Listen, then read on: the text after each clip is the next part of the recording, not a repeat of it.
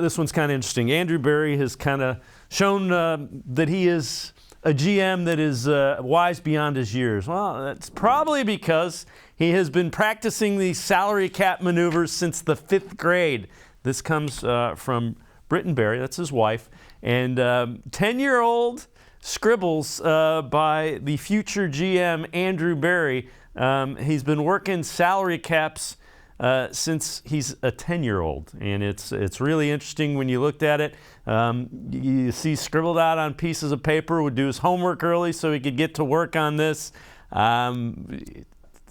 Take a look. I mean, it's impressive. The young Andrew Berry was preparing himself at the age of 10 to be an NFL GM. That is really good stuff, G. Bush. I love it. By the way, man, we got to give him his flowers for this. Do you see, back in the day, I still had that paper with all the lines on them. So I would draw my lines. It was that large, it was the blue one and the little dotted red one. I was all over the place. This man didn't even have no lines on his paper. He had everything lined up and ready to go. I'm like, man, this looks great. I'll tell you what, sometimes you know that you're built for certain things. When I'm not saying I'm as good as a radio host that Andrew Berry is at crunching numbers and putting rosters together, but I used to have a Fisher Price cassette doing shows, just talking to myself. People thought, hey man, this kid, hey, you might want to talk to him, get him some friends. But I'll tell you about Andrew Berry and some of the moves that he's made.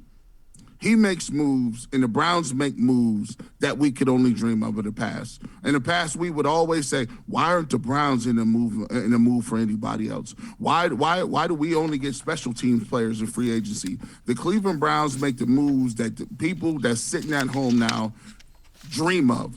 Moving up in the second round to get guys, getting JOK after he slid down and kept going down in the second round, being able to identify and go get Newsome when you already had Denzel Ward and Greedy Williams, right? He's done all these moves. He's continued to do, and I think he's not done yet. He's one of the most savvy, aggressive guys that the Browns have had in the front office in a very long time, and I believe that the Browns roster right now, they talked about it last year, right now, it's a top 1, 2, 3 roster in the league. And if we can get a couple more pieces, watch out.